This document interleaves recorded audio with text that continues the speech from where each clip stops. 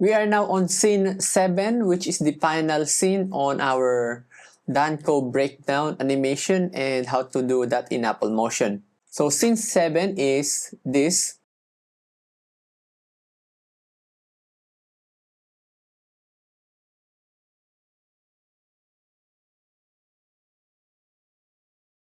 So scene 7 is just a rotating globe. So we will do that, or we will do something similar in Apple Motion.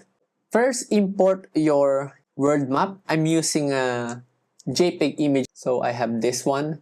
You can also use PNG, much better, so that you will not use the Luma keyer. If you use a JPEG image with the white background similar to mine, just add the Luma keyer and then select or check invert on the Luma keyer properties. So the next step, select your group, go to filters, distortion, and then add the filter sphere. We will not animate the center because it will animate it will move around the globe, which we are not looking for. But what we will do is select your image and then go to the position, X position, and then we adjust like this.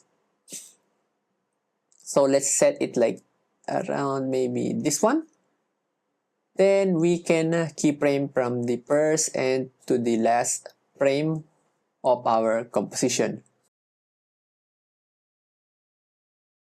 Then if we go to our first frame, we now have this rotating globe in Apple Motion. I hope that you learned a lot of techniques from this breakdown animation, starting from the scene 1 up to scene 7. Thank you for watching, and by the way, this is Lloyd from Apple Motion Time.